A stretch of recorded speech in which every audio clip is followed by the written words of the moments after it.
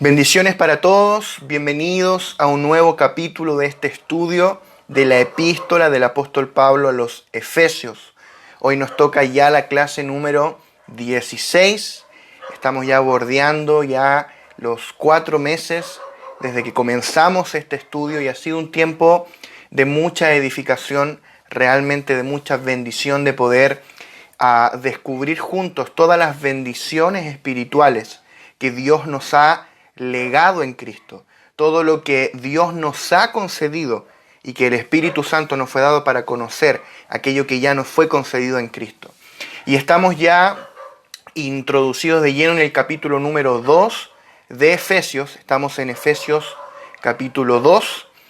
En la última clase llegamos hasta el verso número 10 y hoy vamos a ver desde el verso 11 en adelante hasta donde lleguemos. Vamos a comenzar orando en esta noche, o al menos acá mientras hacemos en vivo. Esta escuela es de noche, algunos hermanos lo van a ver después por la mañana, por la tarde, como sea. Oramos al Señor. Padre, gracias por este tiempo de edificación que tú nos permites compartir, Señor, por poder ser expuestos a tu palabra, Señor. Hoy venimos con un corazón dispuesto, con un corazón desnudo, Señor, a sentarnos a los pies de tu palabra, a ser enseñados por ti, Señor. Queremos ser alumbrados por ti, pero no por la dimensión de la letra, sino por el espíritu y la vida que están en tu palabra, Señor. Queremos extraer vida, queremos crecer en tu vida, Señor, que tu vida crezca en nosotros por medio de la revelación de la palabra, por medio de la revelación de Cristo.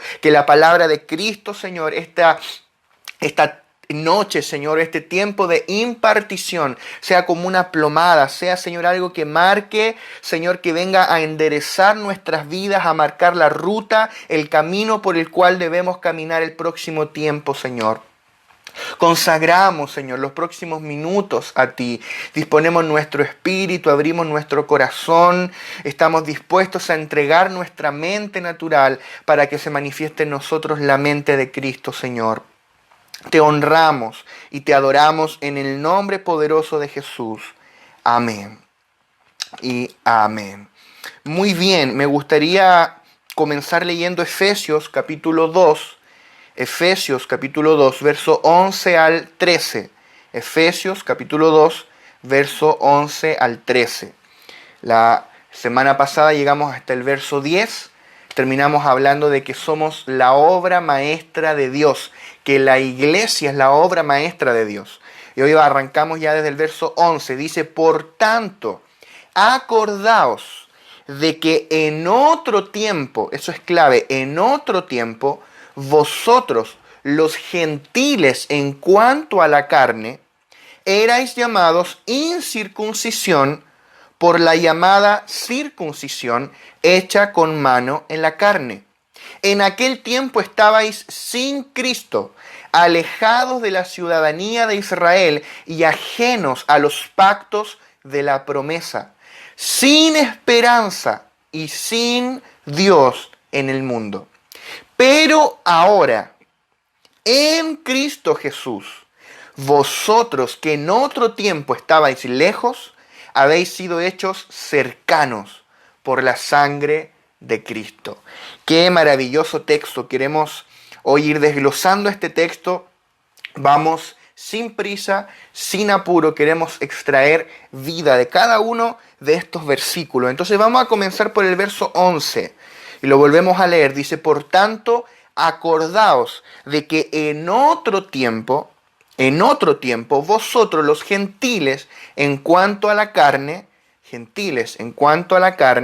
erais llamados incircuncisión por la llamada circuncisión hecha con mano en la carne. Hay dos cosas que nosotros éramos por nacimiento. Número 1, por naturaleza éramos carne. Tú y yo nacimos siendo carne, por un asunto de naturaleza. La naturaleza adámica que tú y yo heredamos es carne. Y número 2, por nacionalidad éramos gentiles. ¿Qué significa gentil? Todo aquel que no es judío. Es como que el Antiguo Testamento dividía, y ahora vamos a explicar por qué, dividía la humanidad en dos grandes grupos, judíos y gentiles. o sean judíos y no judíos. Todos los no judíos eran gentiles. Es el nombre que el pueblo judío le da a los que no son judíos. O sea, nosotros éramos gentiles. Por ejemplo, yo soy de nacionalidad chileno. Yo nací de nacionalidad chileno. Soy del país Chile por nacionalidad terrenal, ¿verdad? Entendemos que ahora el reino es mi nacionalidad celestial. Pero por nacionalidad terrenal yo soy chileno. Y tal vez hay personas viendo que son guatemaltecos, mexicanos, brasileros, argentinos, bolivianos, de donde sea, no sé, español, francés, puede ser chino. Todos nosotros de nacionalidad somos gentiles, porque no somos judíos. A menos que haya algún judío de nacionalidad viéndome, en ese caso él es judío, él no es gentil. Entonces Pablo le está escribiendo esta carta, Pablo, que era judío de nacionalidad, le está escribiendo esta carta a una iglesia gentil, a la iglesia en Éfeso. Éfeso es una ciudad que queda en Grecia. Por ende, ellos no eran judíos de nacionalidad. Ellos eran, por nacimiento, eran carne y eran gentiles. En cambio, Pablo y todos los judíos eran por nacimiento carne igualmente, pero judíos de nacionalidad, pero carne igual. Ahora bien, estas dos cosas no fueron siempre así. El ser humano creado por Dios no siempre fue carne y no siempre existió esta separación entre judíos y gentiles. Dios creó al hombre puro. Dios creó al hombre sin corrupción, sin mezcla alguna con el pecado ni con ninguna inmoralidad.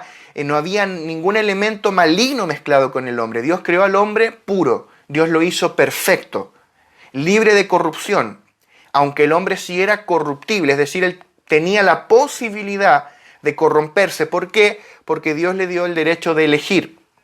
Él podía elegir de cuál árbol iba a comer, si iba a obedecer o no el mandamiento del Señor. Él tenía ese libre albedrío, aunque Dios sabía lo que iba a ocurrir. Entonces, cuando Dios creó al hombre, el hombre no era carne, el hombre era puro. ¿Qué ocurrió? Cuando el pecado entró en el hombre, la naturaleza maligna de Satanás entró en el hombre.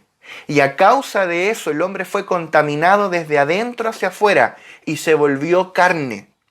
Carne. Esta palabrita que en griego es sarx, con X. Sarx es carne, carne espiritual. No estamos hablando, por ejemplo, cuando tú te comes un trozo de lomo o de bife chorizo para los argentinos, un pedazo de asado.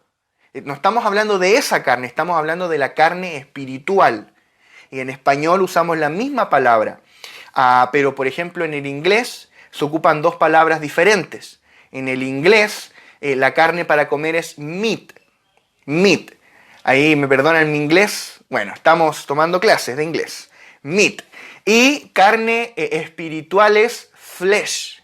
Flesh. O sea, son conceptos distintos. Entonces estamos hablando de la carne espiritual. Dios no creó al hombre como carne, pero el hombre se volvió carne. Entonces, si tú lees en Génesis capítulo 6, cuando Dios decreta el juicio del diluvio, una de las razones para ese juicio es que el ser humano se volvió carne. Dice Génesis 6:3, y dijo Jehová, no contenderá mi espíritu con el espíritu del hombre para siempre, porque ciertamente él es carne, más sus días serán 120 años. Entonces el hombre se volvió carne, dice la palabra en este mismo capítulo, que todos los designios del corazón del hombre eran de continuo al mal. El hombre se volvió carne y esa condición de carne se heredó a todos los descendientes, desde Adán hacia adelante hasta nosotros. O sea, tú y yo nacimos siendo carne. De esta manera el hombre fue dañado y fue perdido para el propósito de Dios. Entonces, dado que la raza creada fue perdida para el propósito, no es que todos murieron, ¿no? Porque sobrevivió Noé y sus descendientes, pero también de los hijos de Noé surgió nuevamente la corrupción. Entonces, dado que la raza creada, que todavía existía, ya no era útil al propósito, se perdió, fue secuestrada por Satanás en cuanto al propósito eterno, Dios dijo, ya no voy a trabajar más con la raza creada, ahora voy a trabajar con la raza llamada. Dios dijo, voy a llamar a un linaje. Y ese linaje fue Abraham y sus descendientes, que vinieron a ser luego el pueblo de Israel. Y en última instancia, la iglesia, que ya lo vamos a ver, nosotros somos los hijos de Abraham. Es en la iglesia donde realmente se cumple la promesa hecha a Abraham. Y la ley que fue dada como paréntesis entre medio no anula esa promesa ni el cumplimiento, sino que era un vaticinio profético. Pero ya vamos a arribar ahí.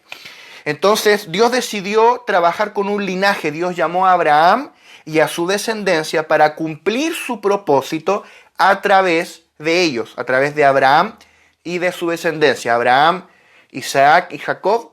Jacob tuvo a los 12 patriarcas, Judá, Rubén, todos los patriarcas, y de ahí salió el pueblo de Israel, las 12 tribus de Israel. Este linaje escogido fueron llamados por Dios de entre la humanidad caída, y como señal del pacto que Dios hizo con ellos, Dios les mandó a circuncidarse. O sea, la señal del pacto que Dios hizo con Abraham fue la circuncisión, y de ahí en adelante la circuncisión se volvió la señal del pacto y un mandamiento de Dios para todo el pueblo del pacto, para todos los israelitas, los descendientes de Abraham. ¿Qué es lo que es la circuncisión? Tal vez alguien que está viendo se pregunta, yo no sé lo que es la circuncisión, ¿qué es lo que es eso? La circuncisión es un corte en el prepucio del hombre, en el prepucio del órgano reproductor del hombre. Se corta ahí el prepucio, ese trozo de piel sobrante, y eso era la circuncisión. Abraham se circuncidó adulto, o sea, tiene que haber sido algo muy doloroso.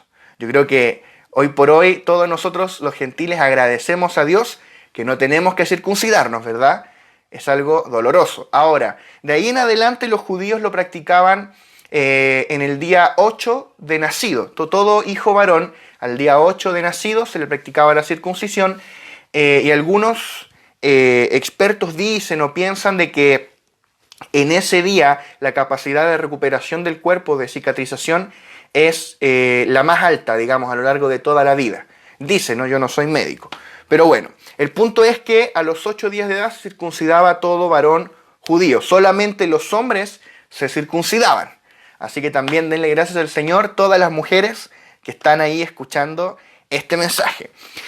Entonces la circuncisión constituyó una gran distinción entre los judíos y el resto de la humanidad, porque estaba el pueblo de la circuncisión y el pueblo de la incircuncisión, o sea, los circuncidados, los circuncisos y los incircuncisos, el pueblo no circuncidado. Todos los judíos, la señal externa, visible, tangible de su pacto con Dios era la circuncisión.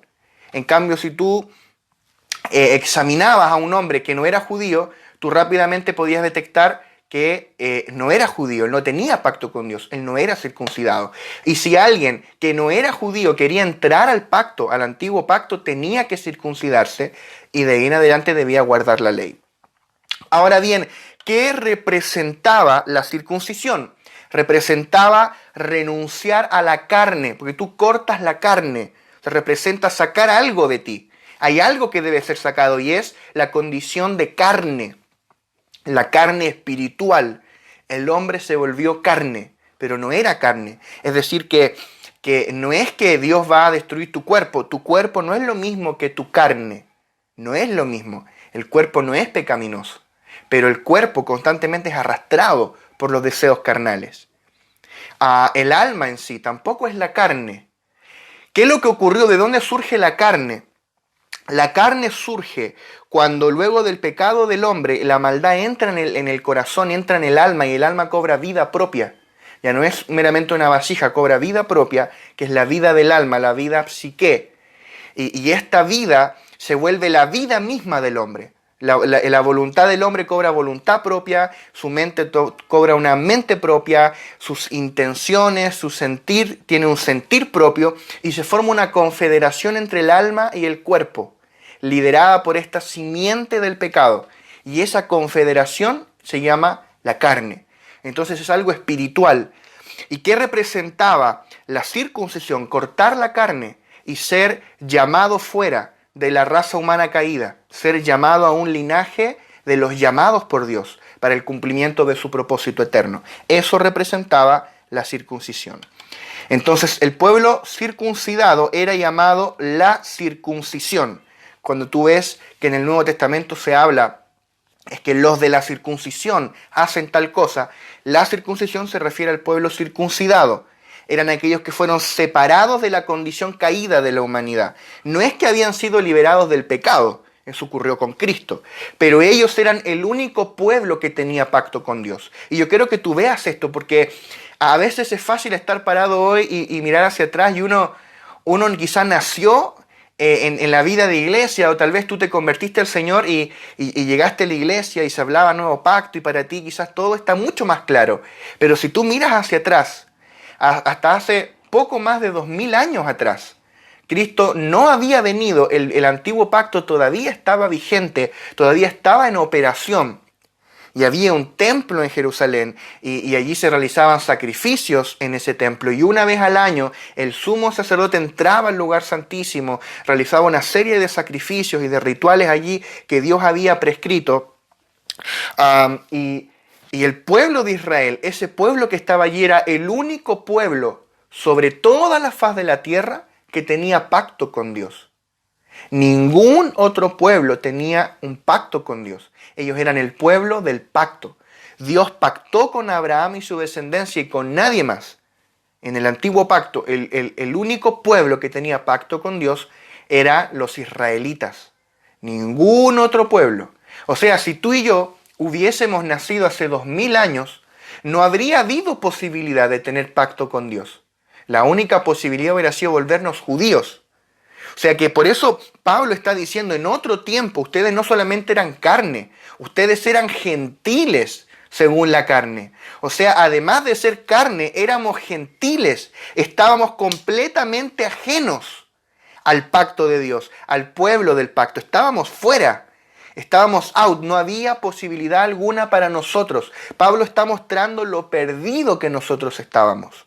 Mira, quiero leerte algunos versículos acá. Por ejemplo, Deuteronomio 7:6. Esto es lo que Dios le habla en Deuteronomio al pueblo de Israel cuando ellos están en los campos de Moab a punto de entrar a poseer la tierra prometida. Dios le dice, porque tú eres pueblo santo para Jehová tu Dios, pueblo apartado.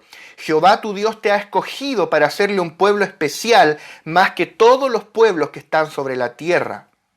Eso era para Dios Israel, el pueblo especial, el pueblo apartado, su especial tesoro, su linaje escogido, su real sacerdocio.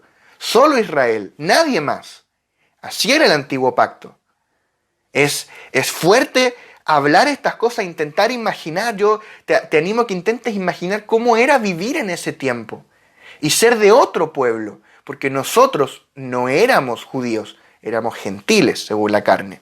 Romanos 9, mira lo que Pablo escribe a los romanos, a otra iglesia gentil. Romanos 9, del 4 al 5, dice que son los israelitas, de los cuales son la adopción, la gloria. ¿Ves? Esto proviene de los israelitas, la adopción, la gloria, el pacto. El pacto es de los israelitas, proviene de los israelitas. La promulgación de la ley, el culto y las promesas de quien son los patriarcas y de los cuales, según la carne, vino Cristo, el cual es Dios sobre todas las cosas, bendito por los siglos. Amén. Entonces, en aquel entonces había un solo pueblo con el cual Dios trabajaba. Había un solo pueblo que tenía tratos con Dios, o que Dios tenía tratos con ellos, y era el pueblo de Israel. De ellos era la adopción, la gloria, el pacto, la ley, el culto, las promesas, los patriarcas.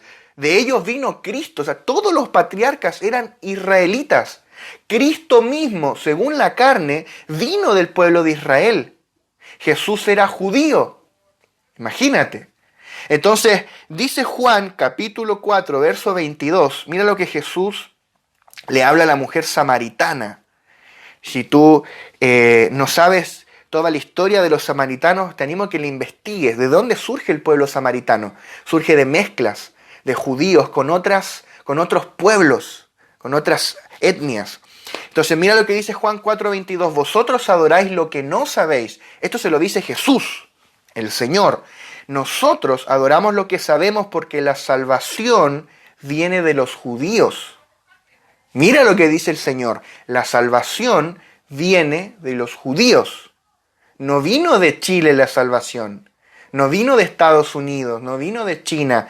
Vino de los judíos. ¿Por qué? Porque de los judíos vino el Salvador, Jesucristo. De manera que la salvación para todas las naciones vino a través de los judíos. Romanos 3, verso 1 y 2 dice: ¿qué ventaja tiene pues el judío? ¿O de qué aprovecha la circuncisión? Mucho, en todas maneras.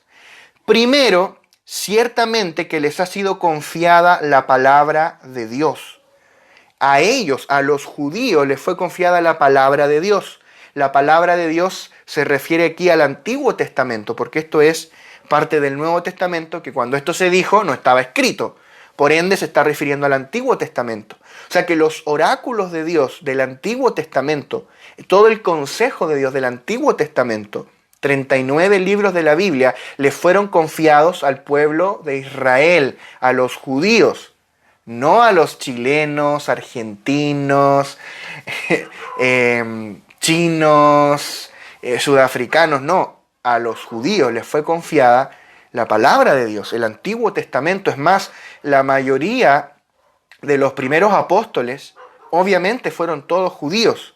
Les fue confiada la palabra de Dios. Mira lo que dice el Salmo 147, 19. En la misma línea de esto, dice: ha manifestado sus palabras a Jacob. Jacob es el hijo de Isaac, el patriarca, que Dios le cambió el nombre y le puso Israel. Entonces Jacob e Israel son sinónimos. Ha manifestado sus palabras ¿a quién? A Jacob. A Jacob. Sus estatutos y sus juicios a Israel. ¿A quién Dios le confió el Antiguo Testamento? A los judíos.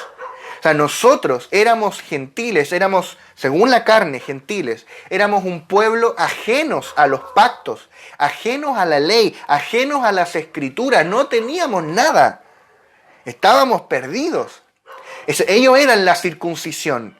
Y todo el resto de los pueblos de la tierra eran llamados la incircuncisión.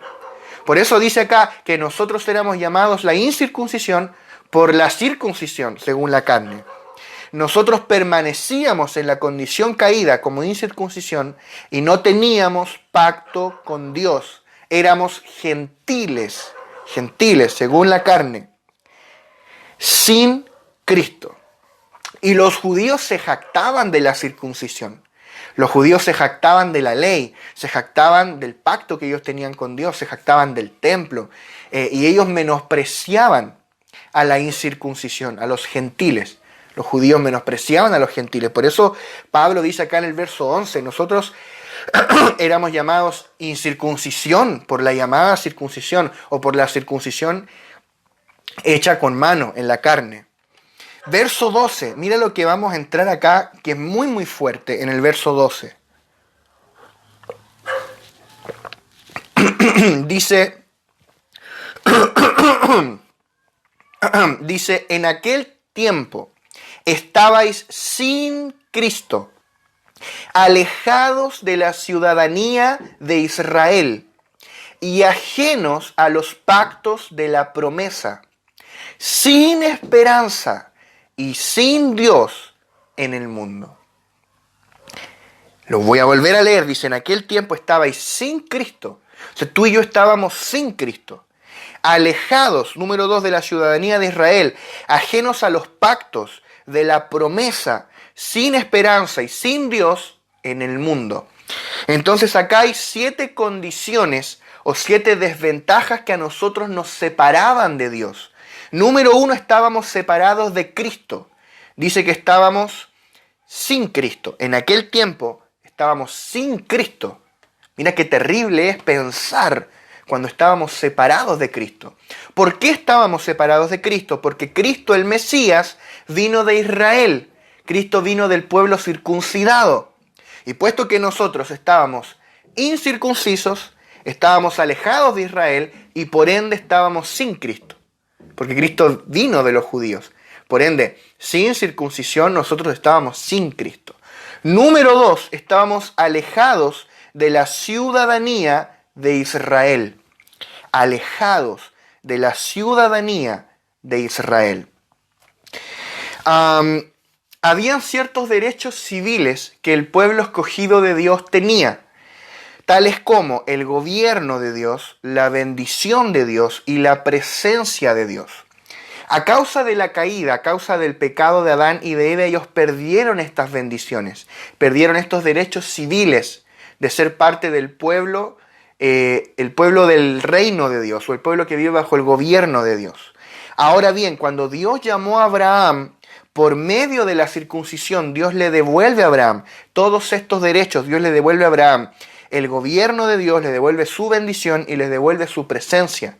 El pueblo de Israel disfrutaba de la presencia de Dios, de la bendición de Dios, disfrutaba de ser el único pueblo gobernado por Dios. Gobernado en la época de los jueces, antes de que el pueblo de Israel quisiese tener un rey, Dios mismo era el rey de Israel. Dios gobernaba y se levantaban profetas, se levantaban jueces que representaban a Dios, y era el único pueblo que no tenía un rey humano. El rey del pueblo de Israel era el Señor, era Dios mismo. Sin embargo, en los días de Saúl, el pueblo dijo: nosotros queremos ser como los otros pueblos, queremos tener nuestro propio rey. Y Dios le dijo que van a tener un rey. Y le dijo: Samuel, quiero que vayas y unjas a Saúl, tal y tal. Y Saúl fue ungido como rey. Pero hasta antes de eso, ellos disfrutaron de ser gobernados directamente por Dios. Ahora bien, incluso teniendo un rey, incluso teniendo profetas, teniendo sacerdotes, en última instancia, el que gobernaba Israel seguía siendo Dios. Ellos disfrutaban de la bendición de ser un pueblo gobernado por Dios. Y nosotros, como gentiles incircuncisos, estábamos alejados de tales derechos, completamente lejos de la ciudadanía de Israel. No teníamos ninguno de estos beneficios. Número 3, estábamos ajenos a los pactos. Dice ajenos a los pactos de la promesa. Los pactos de la promesa. Vamos a separar los pactos y la promesa o las promesas. Dios pactó con Israel. Ellos eran el único pueblo sobre la tierra que tenía pacto con Dios. Un pacto es una obligación legal. Cuando Dios pacta con alguien, Dios se compromete a bendecir a esa persona. Cuando Dios no tiene pacto contigo, Dios no está obligado a bendecirte. Un pacto es una obligación legal. Es como un contrato, por decirlo en palabras sencillas. Dice Éxodo capítulo 19, verso 5. Ahora pues, si diereis oído a mi voz y guardareis mi pacto, vosotros seréis mi especial tesoro sobre todos los pueblos, porque mía es toda la tierra. Entonces Dios hizo un pacto con Israel. Esto fue lo que el Señor dijo cuando el pueblo llegó por primera vez al monte Sinaí, y el Señor habló por primera vez y les dijo: si ustedes guardan mi pacto con ustedes, serán mi especial tesoro. Israel tenía un pacto con Dios. Nosotros estábamos ajenos a ese pacto. O sea, tú y yo, como gentiles, en nuestra condición de gentiles, no teníamos pacto con Dios. Lo que pasa es que nosotros quizá no estábamos conscientes de todo lo que nos estábamos perdiendo. Nosotros estábamos en el mundo viviendo nuestra vida y no estábamos conscientes de que vivíamos ajenos a los pactos. Vivíamos sin pacto con Dios, sin esperanza, sin ciudadanía, sin Cristo. Nosotros no lo sabíamos. Número 4, vivíamos ajenos a las promesas. Su promesa, la promesa de Dios es su palabra. Todo lo que Dios dijo en su palabra. Y con ella Dios se compromete a hacer ciertas cosas gratuitamente para su pueblo escogido. Dios se compromete por medio de su palabra. Ahora bien, por medio de todo un procedimiento, esa promesa llega a ser un pacto. Y un pacto es una obligación legal, es algo obligatorio. Dado que nosotros estábamos ajenos a los pactos, estábamos ajenos a Israel, estábamos ajenos a la promesa. Nosotros no podíamos disfrutar de las promesas de Dios. Por ejemplo, Dios le prometió a Israel y le dijo, cuando ellos estaban en el desierto, le dijo: si tú guardas mi pacto, ninguna de las enfermedades que envié a los egipcios enviaré a ti, porque yo soy Jehová tu sanador. Eso es pacto. En cambio, nosotros los gentiles no teníamos pacto con Dios. Dios no estaba obligado a sanarnos. Al judío sí, porque había pacto. Interesante. O sea que ahora que tú y yo disfrutamos de ser el pueblo del pacto, de ser un pueblo que tiene pacto con Dios, el nuevo pacto en la sangre de Jesús y de ningún otro, la sangre de Jesús. Hoy imagínate los beneficios que nosotros disfrutamos a causa de tener un pacto con Dios. Y no es un pacto que yo hice con Él, es un pacto que Él hizo conmigo y con cada uno de nosotros, sus hijos, con su iglesia, en la sangre de Jesús. Entonces estábamos ajenos a las promesas. Y esta promesa en última instancia es la venida de Cristo. ¿Cuál fue la promesa hecha a Abraham? Era su simiente, que era la venida de Cristo. Número 5, estábamos sin esperanza. Sin esperanza. Todas las bendiciones de Dios están en Cristo, ¿verdad? Todas las bendiciones de Dios fueron reunidas en Cristo. Pero tú y yo estábamos sin Cristo. Terrible. Todos los derechos civiles están relacionados con la nación de Israel. Pero tú y yo estábamos ajenos de la ciudadanía de Israel. No éramos pueblo. No éramos el pueblo de Dios. Todas las cosas buenas de Dios han sido prometidas en sus pactos, pero nosotros estábamos ajenos a los pactos de la promesa, no teníamos pacto con Dios. En consecuencia, puesto que estábamos separados de Cristo, alejados de la ciudadanía de Israel y ajenos a los pactos de la promesa de Dios, no teníamos esperanza alguna. No había esperanza para nosotros. Estábamos sin esperanza, perdidos completamente por causa de ser gentiles. Yo no sé si alguna vez habías dimensionado esto, lo perdido que nosotros estábamos, de dónde nos sacó el Señor. No es que el Señor me sacó del alcohol, del alcoholismo, me sacó de la droga, me sacó de qué sé yo, de lo que sea. Nosotros estábamos perdidos, éramos gentiles, estábamos sin esperanza. Y número 6, sin Dios. Sin Dios en el mundo. Estábamos sin Dios. Dado que estábamos alejados de Cristo, alejados de la ciudadanía de Israel, ajenos de los pactos de la promesa, estábamos sin Dios. Tú y yo vivíamos sin Dios. Qué terrible es esto. Estábamos total y completamente separados de Dios. Y número 7, estábamos en el mundo. En el mundo. Antes de ser salvos, tú y yo vivíamos en el mundo. En griego es cosmos, el sistema invisible, el sistema del mundo. Pero ahora hemos sido trasladados al reino del amado Hijo. Estamos en Cristo, pero antes estábamos en el mundo, sin Dios en el mundo. Entonces, fue en este estado de muerte y de perdición donde la gracia nos encontró. Así estábamos nosotros y allí la gracia nos encontró. Por eso, cuando tú lees Efesios capítulo 2, verso 1 al 3, que ya lo hemos estudiado antes y quiero solamente leerlo, puedes entender lo que Pablo está planteando realmente aquí. Dice, y Él os dio vida a vosotros cuando estabais muertos en vuestros delitos y pecados, en los cuales anduvisteis en otro tiempo, siguiendo la corriente de este mundo, conforme al príncipe de la potestad del aire, el espíritu que ahora opera en los hijos de desobediencia, entre los cuales también todos nosotros vivimos en otro tiempo en los deseos de nuestra carne, haciendo la voluntad de la carne y de los pensamientos, y éramos por naturaleza hijos de ira, lo mismo que los demás. Entonces, estas 7 cosas que hablamos son 7 barreras que hacían imposible que Dios nos hiciera sus hijos. Estas 7 cosas hacían imposible que Dios a ti te engendrara como su hijo. Sin embargo, Dios es la fuente de la sabiduría. Dios tenía todo previsto. Y en la eternidad pasada, Él planeó una forma, un método, un plan para reconciliarnos con Él. Y ese plan era Cristo, el Cordero que fue inmolado desde la fundación del mundo. Entonces arribamos al verso 13 que comienza de una forma maravillosa. Dice, pero ahora en Cristo Jesús. Hay un pero ahora en Cristo Jesús, vosotros que en otro tiempo estabais lejos.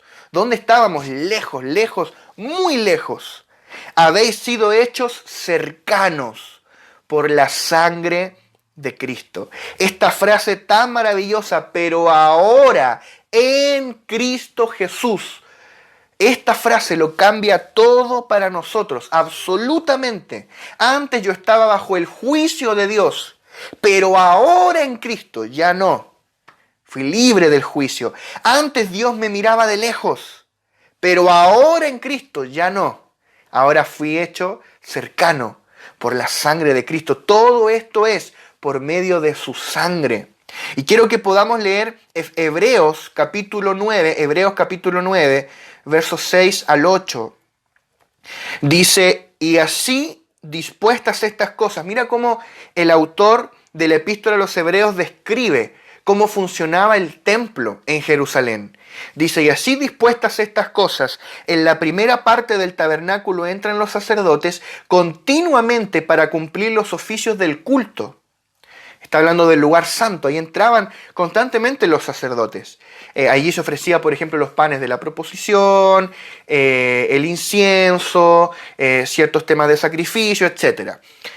Pero en la segunda parte, o sea, en el lugar santísimo, solo el sumo sacerdote, una vez al año, no sin sangre, la cual ofrece por sí mismo, primeramente por sí mismo, y por los pecados de ignorancia del pueblo, dando el Espíritu Santo a entender con esto que aún no se había manifestado el camino al lugar santísimo, entre tanto que la primera parte del tabernáculo estuviese en pie.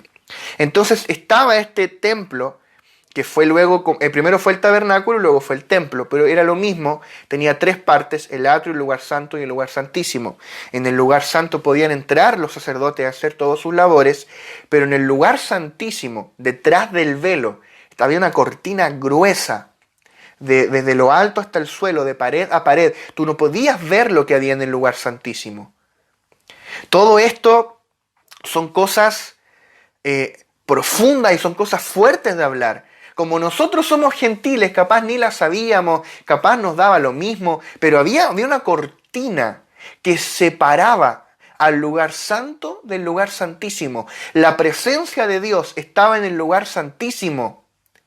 El problema es que nosotros estábamos del lugar santo hacia afuera, separados de Dios. Había un velo de separación, que no era una cortina como las de la casa, ¿no? Era una cortina gruesa, que nos separaba de Dios. Y allí entraba el sumo sacerdote, nadie más, solo el sumo sacerdote. Y no entraba cuando quería, entraba una vez al año a ofrecer el sacrificio de la expiación, en el día de la expiación. Y dice que entraba, pero no sin sangre. O sea, si él quería entrar allí, tenía que entrar con sangre. De otra forma, él iba a morir. ¿Por qué? Porque la presencia de Dios es santa. ¿Cómo tú vas a estar en la presencia de un Dios santo siendo pecador? Tú morirías inmediatamente. Es fuerte eso, mira. Quiero que podamos leer en el libro de Levítico. El libro de Levítico. En la explicación un poco más extensa de esto mismo que Hebreos acá nos está resumiendo. Porque Hebreos nos hace un muy buen resumen, pero todo esto Dios se tomó todo el tiempo de explicarlo. En Éxodo, Levítico, Números y Deuteronomio. Levítico capítulo 16, versos 1 al 4 dice, habló Jehová a Moisés después de la muerte de los dos hijos de Aarón, cuando se acercaron delante de Jehová y murieron. Y Jehová dijo a Moisés, di a Aarón tu hermano, Aarón fue el primer sumo sacerdote, que no en todo tiempo entre en el santuario detrás del velo, en el lugar santísimo, delante del propiciatorio que está sobre el arca, para que no muera, porque yo apareceré en la nube sobre el propiciatorio. O sea, si Aarón entraba cuando él quisiera entrar, Aarón caería muerto, porque Aarón era pecador y estaba en la presencia de un Dios santo. Dios se iba a aparecer en la nube sobre el propiciatorio. El propiciatorio era una lámina de oro que estaba sobre el arca del pacto, que era una caja de madera recubierta de oro, donde estaban allí las tablas de la ley, estaba el maná, estaba la vara de Aarón que reverdeció. Y los judíos también dicen posteriormente, los rabinos, que habían otras cosas más, bueno, pero básicamente era eso. Lo demás a veces puede ser un tanto casi leyenda, ¿no? Esta mitología judía. Entonces teníamos el arca y estaba el propiciatorio, que era donde se derramaba la sangre. Allí en el propiciatorio era el lugar donde la sangre era derramada y Dios era propicio al hombre por medio de esa sangre derramada. Entonces estaba allí ese lugar y sobre el propiciatorio iba a aparecer la nube de la presencia de Dios. Y si Aarón estaba allí, Aarón iba a caer muerto. Entonces dice el verso 3, con esto entrará Aarón en el santuario, en el lugar santísimo. Mira cómo tenía que hacerlo Aarón. Yo quiero que tú ahora imagines que tú eres un judío, que tú naciste judío en la época de Moisés, que tú estás allí en el desierto, que tú eras tal vez un niño cuando saliste de Egipto, para que alcances a entrar en la tierra prometida, ¿verdad? Imagínate que tú eres un niño que salió de Egipto con sus padres y que estás viendo allí al sumo sacerdote Aarón preparando sus ropas. Mira todo el ropaje especial que él tenía que tener. Dice, con esto entrará Aarón en el santuario, con un becerro para expiación y un carnero para holocausto. O sea, con un becerro y un carnero. Se vestirá la túnica santa de lino y sobre su cuerpo tendrá calzoncillos de lino y se ceñirá el cinto de lino y con la mitra de lino se cubrirá. La mitra era un sombrero. Son las santas vestiduras, con ellas se ha de vestir después de lavar su cuerpo con agua. Entonces imagínate, tú eres un niño, un joven allí en el pueblo de Israel y ves a Aarón poniéndose sus ropas especiales. Primero tiene que bañarse completo en agua, un lavamiento ritual, luego se pone sus ropas, su mitra, sus calzoncillos de lino, pantaloncillos de lino, las túnicas. En otro lugar habla también del el efod, el manto azul, había todo un ropaje especial, todo un ritual, toda una ceremonia para que Aarón pudiese entrar al lugar santísimo, a hacer expiación por el pueblo. Y tú, que eres parte del pueblo, imagínate, tú y yo somos judíos en ese momento, somos parte del pueblo, orando, diciendo, Señor, sé propicio a nosotros, Señor, acepta este sacrificio que va a hacer Aarón, Señor, por favor, ten misericordia. O sea, Dios estaba allí, pero había una cortina que los separaba. Ellos no tenían acceso a Dios. O sea, ese es el tema. Los judíos sabían que ellos eran pecadores, no tenían acceso a Dios, sino por medio de la sangre. En cambio, nosotros estábamos aún más lejos de Dios, pero ni siquiera lo sabíamos. No sabíamos de lo que nos estábamos perdiendo. Y de la misma manera, ahora no dimensionamos todo lo que hemos recibido en Cristo, porque no dimensionamos lo lejos que nosotros estábamos. Tú y yo los judíos éramos perros, tú y yo los gentiles éramos perros para los judíos. Perros, los perros gentiles.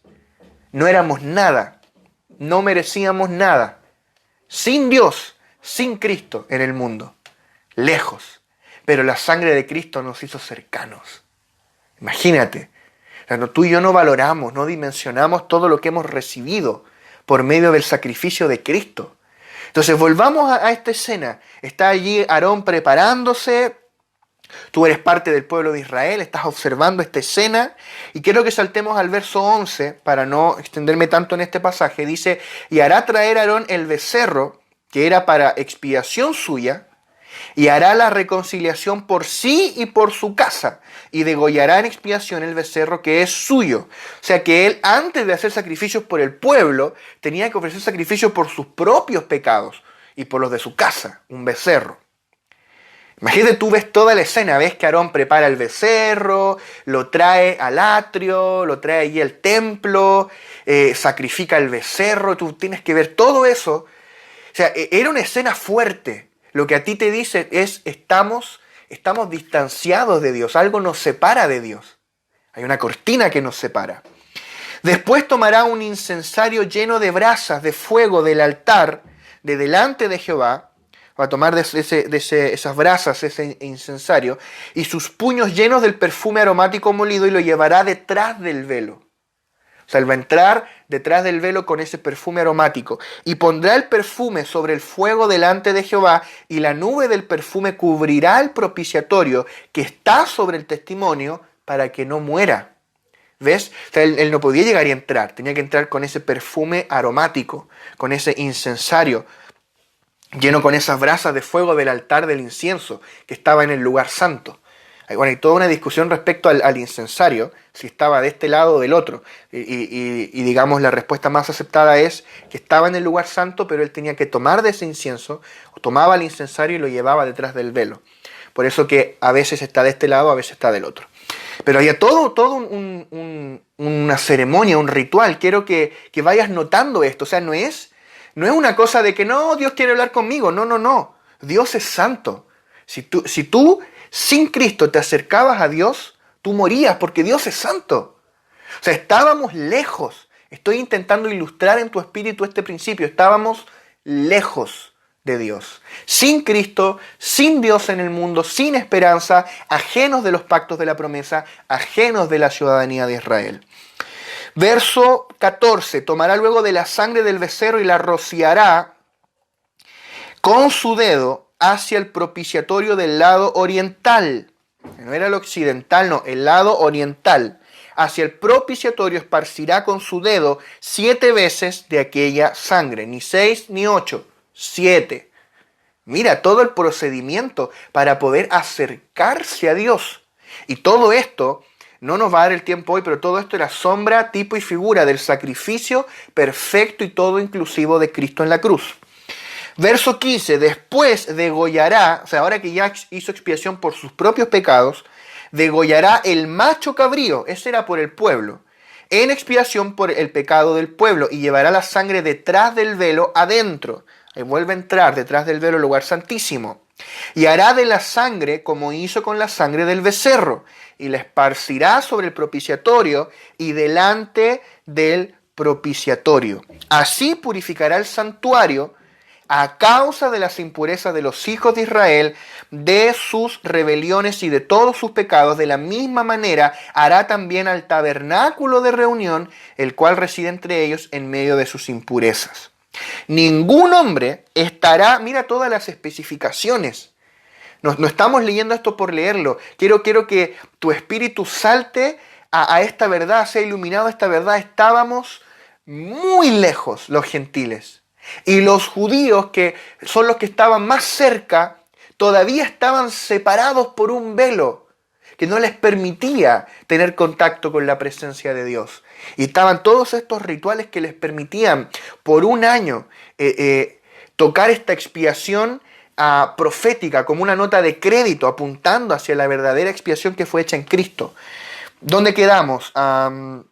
Verso 17. Ningún hombre estará en el tabernáculo de reunión cuando él entre a hacer la expiación en el santuario, hasta que él salga y haya hecho la expiación por sí, por su casa y por toda la congregación de Israel. O sea, Aarón tiene que estar solo, así como Cristo. Cristo, que fue el verdadero sumo sacerdote, el postrer Aarón, entró en el lugar santísimo celestial con el Cordero, que era él mismo. O sea, él fue el sumo sacerdote y él fue el Cordero que entró con su propia sangre a rociar delante del trono de Dios, del lugar santísimo celestial. Porque así como hay un santuario terrenal que fue destruido, ahora hay un santuario también celestial que es eterno, el verdadero santuario celestial, donde Cristo se presentó delante del Padre y roció con su sangre.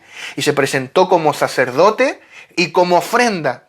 Y se presentó con la ofrenda perfecta delante del Padre con su propia sangre. No con la sangre de machos cabríos, no, con su propia sangre. Hizo expiación por nuestros pecados. Y a nosotros que estábamos lejos, nos hizo cercanos por medio de su sangre. ¡Qué maravilloso es esto! ¡Qué maravilloso es esto! Y el verso 18 dice, y saldrá al altar que está delante de Jehová y lo expiará y tomará de la sangre del becerro y de la sangre del macho cabrío y la pondrá sobre los cuernos del altar alrededor y esparcirá sobre él de la sangre con su dedo 7 veces y lo limpiará y lo santificará de las inmundicias de los hijos de Israel. Entonces queremos ilustrar cómo habían todas estas restricciones para poder entrar en la presencia de Dios. Aún el pueblo del pacto estaba separado de la presencia de Dios. Estaba separado del arca, donde estaba la Shekinah, la presencia, la gloria manifiesta de Dios. Y si el sumo sacerdote entraba, incluso cumpliendo todo este ritual, pero entraba en pecado, entraba con un corazón que no agradaba al Señor, él caía muerto en el acto mismo. Entonces él entraba con unas campanitas en los pies. Si las campanitas sonaban era porque él estaba moviéndose y estaba todo bien. Si las campanitas dejaban de sonar, después de largos minutos, a él lo tiraban porque iba amarrado con una cuerda, porque si lo entraban a buscar adentro morían, caían muertos. Lo tiraban afuera y lo sacaban. O sea, yo me imagino que en el día de la expiación estaba todo el pueblo afuera del tabernáculo y posteriormente afuera del templo. Yo me imagino a todo el pueblo de rodillas clamando al Señor por misericordia y el sumo sacerdote adentro, entrando primero con su becerro, luego con el macho cabrío, todo el protocolo, y finalmente saliendo y la gente pensando, ¿irá a salir vivo? ¿Irá a salir muerto? ¿Qué va a pasar? ¿Tendremos perdón por un año más? Y salía el sumo sacerdote y decía, Dios ha recibido el sacrificio. Qué impresionante tiene que haber sido eso, qué gozo. Pero mira lo lejos que estábamos. Y este era el pueblo del pacto. Los gentiles ni siquiera teníamos eso. Estábamos sin Cristo, sin Dios, sin esperanza. Tenemos, por ejemplo, el caso de Usa. Tú recuerdas tal vez a Usa en 2 de Samuel 6, del 6 al 7, dice, cuando llegaron a la era de Nacón, Usa extendió su mano al arca de Dios y la sostuvo porque los bueyes tropezaban y el furor de Jehová se encendió contra Usa y lo hirió allí Dios por aquella temeridad y cayó allí muerto junto al arca de Dios. Esto fue cuando David estaba trayendo el arca a Jerusalén.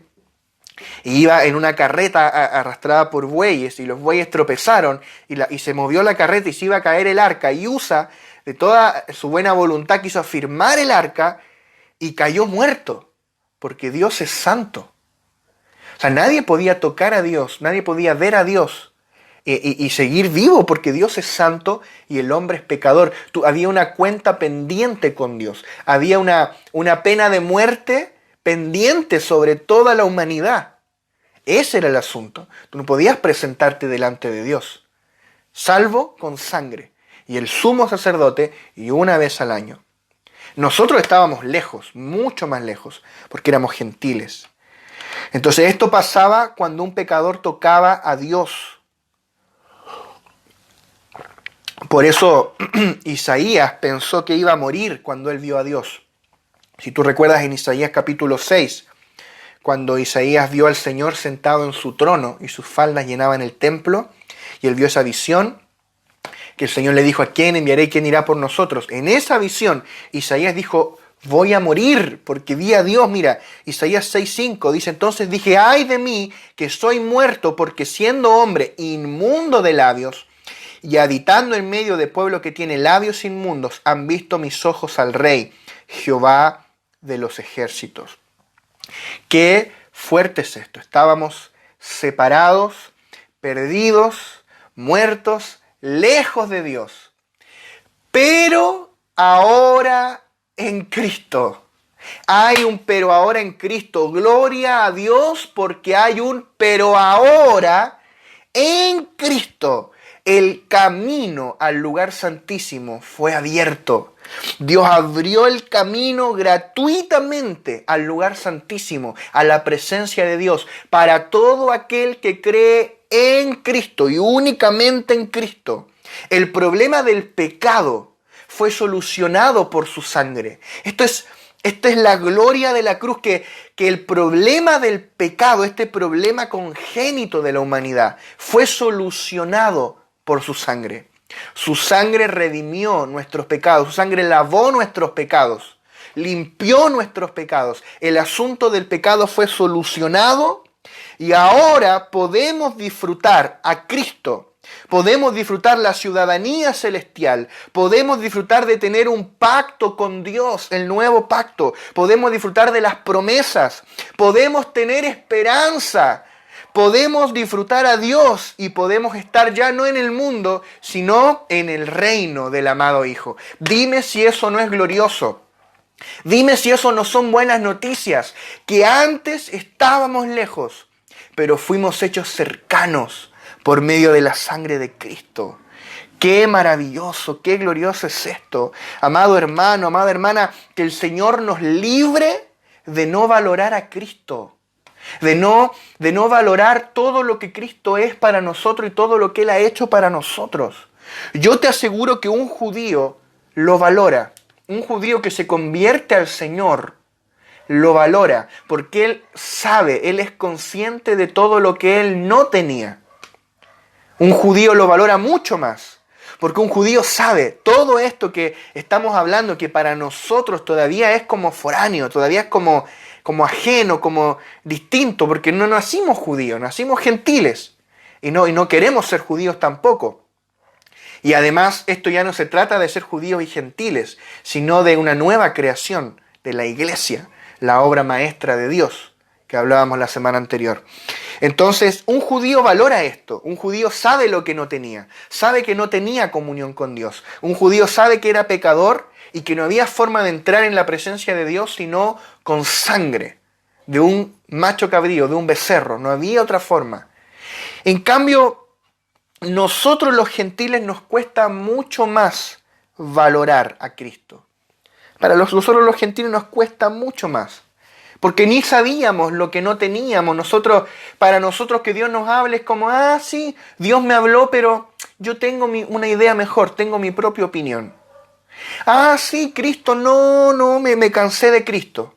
¿Cómo te cansaste de Cristo? ¿Cómo es eso? ¿Cómo puede ser que no valoremos a Cristo, al camino de la salvación? Hay una exhortación en el libro de Hebreos que es muy fuerte relacionada con esto y dice en Hebreos 10, del 26 al 31, dice: porque si pecáremos voluntariamente, después de haber recibido el conocimiento de la verdad, ya no queda más sacrificio por los pecados, sino una horrenda expectación de juicio y de hervor de fuego que ha de devorar a los adversarios. El que viola la ley de Moisés por el testimonio de 2 o 3 testigos muere irremisiblemente. ¿Cuánto mayor castigo pensáis que merecerá el que pisoteare al Hijo de Dios y tuviere por inmunda la sangre del pacto en la cual fue santificado e hiciere afrenta al Espíritu de gracia? O sea, esto no es un juego. O sea, si tú menosprecias a Cristo, si tú tienes en poco a Cristo, ya no hay más sacrificio por los pecados. Ya no hay más opción. La última y única opción la dejaste pasar. Ya no hay más opción. O sea, si tú y yo tropezamos en Cristo, Jesús dijo: bienaventurado el que no haya tropiezo en mí. Dios nos libre de tropezar en Cristo. Dios nos libre de pisotear al Hijo de Dios, de tener por inmunda la sangre del pacto en la cual hemos sido santificados. Porque si tú y yo rechazamos al Hijo de Dios, no queda más sacrificio por los pecados. Lo único que queda es una horrenda expectación de juicio que está reservada para los adversarios. Ni siquiera era para ti, era para los adversarios. Pero fuera de Cristo no hay nada más. Después de Cristo no hay nada más. Cristo es todo lo que el Padre tenía para decir. Cristo es todo. Fuera de Cristo no hay salvación. Cristo es el único camino, la única verdad, la única vida. Jesús dijo: yo soy el camino y la verdad y la vida. Nadie viene al Padre si no es por mí. Nadie puede llegar al Padre si no es por Jesús. No hay ningún otro camino. Ninguno de los dioses que teníamos los gentiles nos puede ayudar. Ninguna religión, ningún dios, ningún santo, ningún espíritu, ningún ángel te puede salvar. María no te puede salvar, nadie te puede salvar. Solo Cristo te puede salvar. Pero si tú y yo menospreciamos a Cristo, tenemos en poco la sangre del pacto, no hay más nada para ti. No hay nada. Después de Cristo no hay nada. No hay salvación fuera de Él. Fuera de su sangre no hay nada. No hay nada fuera de su sangre. Pero en Él está todo. Cristo es todo lo que el Padre tenía para decir a la humanidad. Cuando apareció Cristo, dice Juan que el Verbo, la palabra, se hizo carne. O sea, cuando tú veías a Jesús caminando por las calles de Israel, lo que tú veías era el Antiguo Testamento con patas caminando por las calles de Israel. Él era el Logos, el Verbo, la palabra. Todo estaba allí, en Él, en Cristo. Y por medio de ese Cristo que fue a la cruz y nos redimió, nosotros hoy tenemos acceso a esta gracia. ¡Qué maravillosa gracia! Por medio de esta gracia, nosotros que estuvimos lejos, hemos sido hechos cercanos por medio de la sangre de Cristo. Efesios 2:13, quiero volver a leerlo y permite que esto impacte tu espíritu. Dice, pero ahora en Cristo Jesús, vosotros que en otro tiempo estabais lejos, habéis sido hechos cercanos por la sangre de Cristo. ¿Qué significa lejos? Estábamos lejos. Significa lejos de Cristo, lejos de la ciudadanía de Israel y lejos de los pactos de la promesa de Dios. O sea, eso equivale a estar lejos de Dios y de todas sus bendiciones. Tú y yo estábamos lejos de Dios, lejos de todas las bendiciones. Dios no tenía ninguna obligación de escuchar tus oraciones, de bendecirte. Tú no tenías pacto con Dios. Hay gente que dice, pero ¿por qué si Dios existe me pasan estas cosas? Porque tú violaste su pacto, tú no tienes pacto con Él. Dios no está obligado a bendecirte. Claro, eso es estar lejos. Tú y yo estábamos lejos, pero ahora fuimos hechos cercanos. ¿Qué significa cercanos? Significa cercanos a Cristo, cercanos a la ciudadanía de Israel y cercanos a las promesas de Dios. Esto equivale a estar cercanos a Dios y cercanos a todas sus bendiciones. O sea, tú ahora tienes pacto con Dios. Dios te escucha no por tus méritos, no porque ores mucho, no porque ayunes. Dios te escucha porque tú tienes pacto con Él, porque tú eres su hijo, un hijo de Dios en el nuevo pacto en su sangre. Entonces estábamos lejos porque habíamos caído, pero la sangre redentora de Cristo nos trajo de nuevo, nos trajo de vuelta. No es que nosotros nos acercamos a Dios, no. No éramos lo suficientemente inteligentes para eso. No había en nosotros ni la capacidad ni el deseo de acercarnos a Dios. Fue su gracia. Tú y yo no nos acercamos, fuimos acercados. Y no es lo mismo. Tú y yo no nos acercamos a Dios. Fuimos acercados a Dios. Él nos acercó. Fuimos hechos cercanos por medio de su sangre. Y fuimos hechos cercanos tanto a Dios como a Israel. Porque por medio de la sangre de Cristo Dios derribó la pared intermedia. Había una pared de separación entre judíos y gentiles y el Señor la derribó por medio de su sangre. Efesios 2:14, ya para ir cerrando, vamos a ampliar este tema en la próxima clase, pero quiero dejar planteado este punto en Efesios 2:14. Dice, porque Él es nuestra paz, que de ambos pueblos hizo uno, derribando la pared intermedia de separación. Había una separación, lo hablábamos al inicio, por causa de la carne, había una separación entre judíos y gentiles. Pero en Cristo se soluciona el asunto de la carne, o sea que por medio de la cruz que opera en el interior somos circuncidados.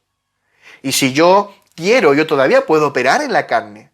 Claro, en mis miembros, dice Pablo, está el mal, no hacer el bien. Hay una ley en mis miembros, la ley del pecado y de la muerte, ¿verdad? Si yo quiero, puedo seguir viviendo en la carne. Pero si yo le permito al Espíritu de vida operar en mí, yo voy a vivir en el Espíritu.